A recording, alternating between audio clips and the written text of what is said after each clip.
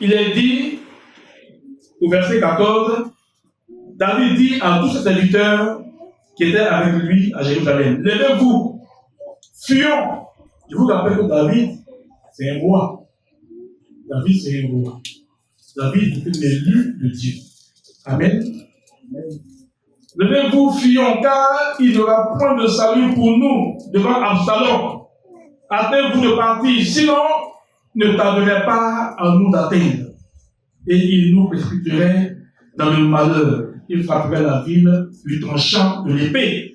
Absalom n'est rien d'autre que le trois fils de David. Alors, vous comprenez la scène? David est en train de fuir devant son fils Absalom, le roi David, le conquérant. David qui a tué Goliath. Il fuit devant son fils. Mais Satan est interpellé. Qu'est-ce qui s'est passé aussi grave pour que David, un père, fuit devant son fils? Et pas n'importe quel père. Un homme que Dieu adule, que Dieu aime. Alléluia. Dieu n'a-t-il plus de force, de puissance pour venir au secours de David? Alléluia. Et au verset 30, c'est encore plus grave. On dit David monta la colline des Oliviers. Il montait en pleurant. Et la tête couverte. La situation est grave, gravissime. Je suis en train de vous parler de celui qui marche avec Dieu. Lorsque Dieu marche avec toi, alléluia, David marchait avec Dieu. Mais on dit David pleurait la tête couverte. Il marchait nu-pied. Ces précisions sont de taille. Parce qu'on parle d'un roi qui n'a plus ses sandales royales. La situation est intenable pour lui. Le danger est imminent. Où est Dieu? Quelqu'un est debout. Où est Dieu? Dans ce que je traverse, Dieu est où? Dans ce que nous vivons, mais où est Dieu? Seigneur, que t'ai-je fait? Mais depuis qu'on lit, vous n'avez pas entendu David demander à Seigneur, Seigneur, je t'ai fait quoi? Ceux qui étaient aussi avec lui se couvaient la tête et ils montaient en pleurant. Alléluia. C'est toute une tribu, c'est tout un peuple qui suivait le roi en pleurant. Parce que le roi était seul. Parce que le roi n'avait plus sa puissance. Parce que le roi n'avait plus son autorité. Alléluia. Mais je le réjouis encore. Parce que le roi n'est pas le contre Dieu. Je n'ai rien entendu du roi contre Dieu. Alléluia. Mais pourquoi? Que se passe-t-il pour que le roi fuit ici? Amnon, c'est le fils aîné de David. Il a violé sa sœur en point de viol. Alléluia. Quand nous parlerons de l'hérédité, soyez là et tendez les oreilles. L'hérédité, quelque chose qui vous suit dans la famille. Quelque chose qui vous suit comme un cheval qui galope de génération en génération dans la famille. Alléluia. Amen.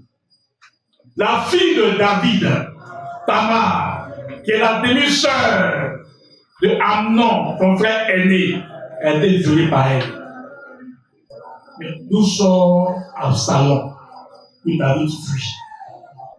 C'est le frère de Tamar qui s'est mis en colère parce qu'il n'a pas obtenu de son père ce qu'il voulait contre son frère aîné.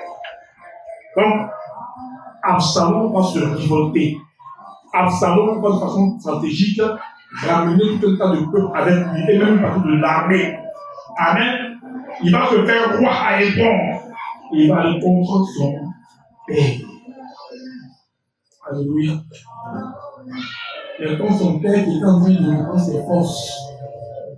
Comme son père qui quelque part a été fragilisé par une situation, par un événement. C'est pas loin de ce que lui-même avait fait. Alléluia.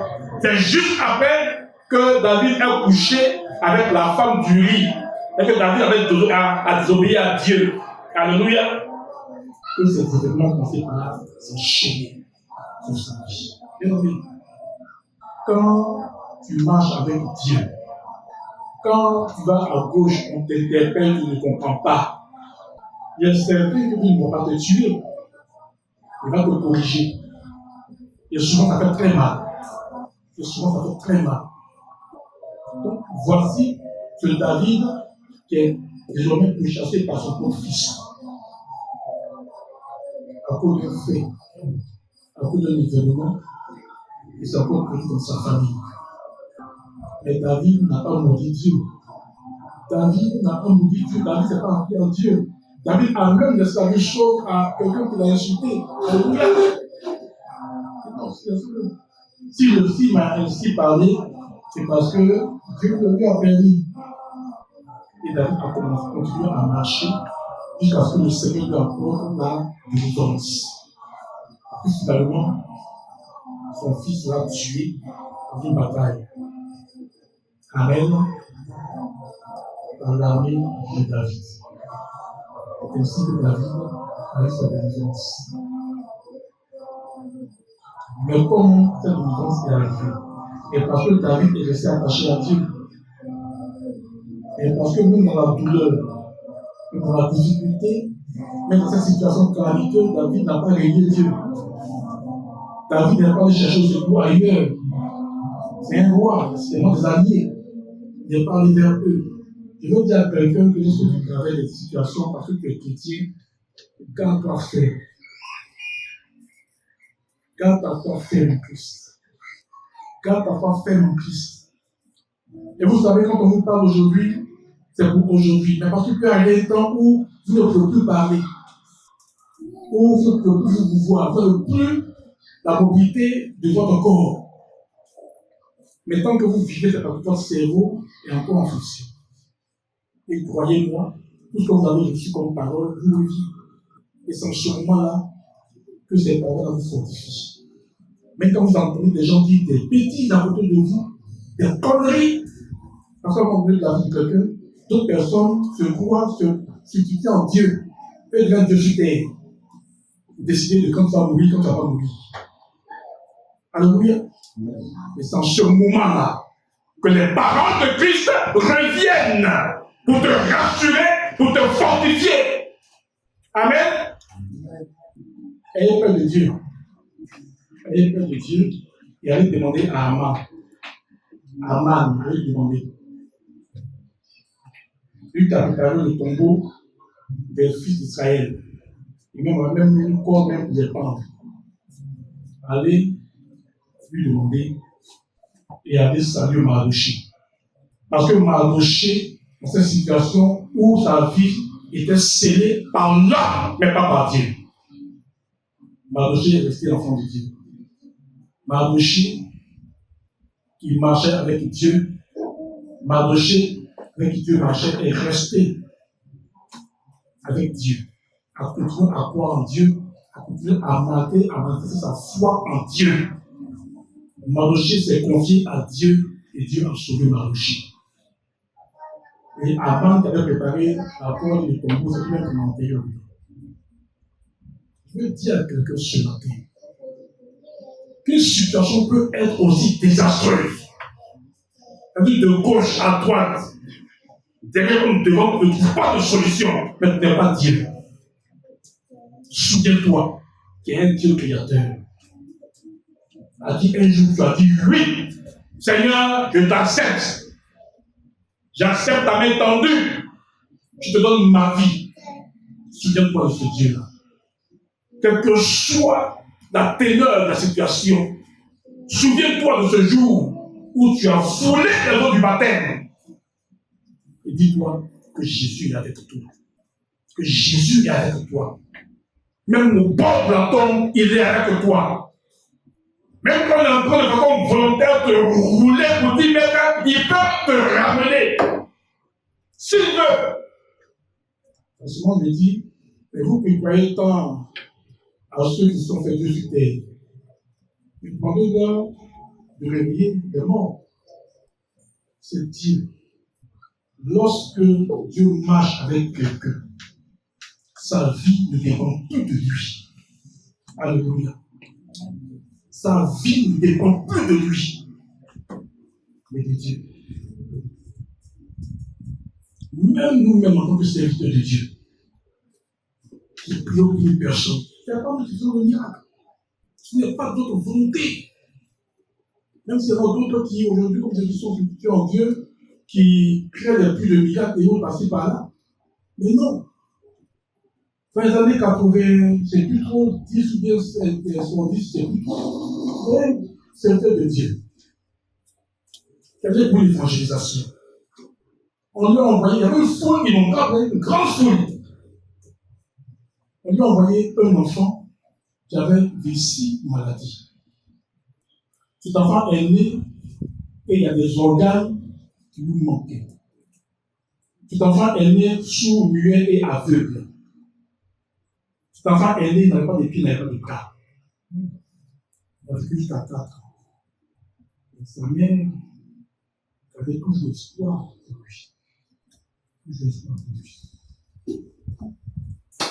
Cette femme-là, certainement, elle marchait avec Dieu. Et à cette croisade, elle est venue avec l'enfant.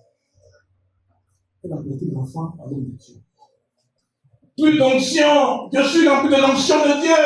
Aïe. Même Aaron n'a jamais dit, je suis rempli de l'onction de Dieu. Lui qui a reçu le premier l'onction, il n'a jamais dit cela. Quand Jésus marchait, il n'a jamais dit, je vais aujourd'hui la chose, Jérusalem, la Galilée, suivez-moi. Voilà, il n'y a plus de miracles. Le faisant des miracles, il ne l'a jamais dit. Mais d'où vient ce qu'il a appelé aux bêtes de troupeau, ils deviennent des faiseurs de miracles. L'homme de Dieu, aussi humblement que possible, a attrapé l'enfant et son binôme qui commentait la scène parce que lui, vous allez comprendre pourquoi il commentait la scène. L'homme de Dieu ne savait pas quoi dire. Il ne savait pas quoi dire, mais Dieu marchait avec lui. Lorsque Dieu marche avec quelqu'un, lorsque Dieu marche avec son serviteur, lorsque Dieu marche avec son enfant, lorsque Dieu marche avec toi, il ne savait pas quoi dire. C'était trop pour lui. Il a regardé l'enfant, il a regardé, c'est tout devenu à l'esprit de l'enfant, c'était recréation. Recréation. Recréation. Alléluia. Alors, je ne sais pas quand de parler de EPP, comment ça s'appelle X2, hein, les 10 heures, 15 sortaient dans la récréation. Je ne sais pas de quoi je parle. Récréation. Dieu va communiquer à son serviteur de prier ici. Il a commencé à demander à ceux qui étaient en face de lui de prier, de dire la gloire de Dieu. De demander à Dieu de recréer l'enfant. Fermez les yeux et prier. Et dire ça, cela, la femme de Dieu, c'est pas à nous de exercices. La prière qu'on fait pour quelqu'un, on n'a pas besoin de prier pendant 5 heures du temps. On n'a pas besoin. Ce que Dieu dit va faire, il va faire. Ce que Dieu dit ne fait pas, il ne fera pas. Et c'est en recréation, que celui qui est à côté, qui n'a pas fermé les yeux, a commencé à voir les pieds d'enfants s'aimer. Lorsque Dieu marche avec quelqu'un, alléluia, c'est ce qui peut arriver dans la vie de la personne. Amen. Non seulement il a fait pour son serviteur parce qu'il a entendu, alléluia, il a exaucé sa prière que lui-même lui a communiqué. Amen. Mais il a exaucé la prière de cette dame depuis plus de 4 ans. Il a exaucé sa prière et il a guéri son enfant. C'est Dieu qui fait ça. Cette dame n'est pas allée voir quelqu'un d'autre. Elle est venue au pied de Jésus-Christ. Bien aimé, ça peut te dire que la route est longue. C'est un défi qu'on se lance jusqu'à la fin de l'année prochaine. Vous savez de quoi je parle. C'est un défi que nous lançons. Et je dis, celui qui accepte cette méthode de Dieu et qui commence par marcher avec Dieu, comme il se doit en respectant sur ses principes, en marchant selon sa volonté, ce Dieu-là, lorsqu'il marche avec quelqu'un, il bénit la personne, Dieu te bénira. Amen. Dieu te bénira. Et il te sauvera. Alléluia. Il ne fera pas que te bénir, mais il te sauvera. Alléluia. Lorsqu'on a dit les peu ont été guéris, c'est une bénédiction. Mais donc tu t'es sauvé. Non, c'est une seule personne parmi les 10 qui a été sauvée. Alléluia. Demande au Seigneur de te bénir et de te sauver. Alléluia. Nous parlons de la dernière personne. Quelle est une personne qui n'aimait pas Jésus-Christ? C'est une personne qui a vécu pour le combattre. C'est une personne, à un moment donné, pour lui dire Jésus-Christ était un délit. Parce qu'il avait reçu le pouvoir, l'autorité de Dieu de mort sur tous ceux qui prononçaient ce nom-là. Alléluia. Il s'appelle Paul. Il est devenu l'apôtre Paul. Mais lui-même, ses compatriotes n'ont pas raté. Parce que désormais, il marchait avec Christ. Parce que désormais, il a accepté la mission que Christ lui a confiée. Mais les choses n'ont pas été faciles pour lui, pour l'apôtre Paul. Celui qui marchait, sa mouchoir, c'est ça.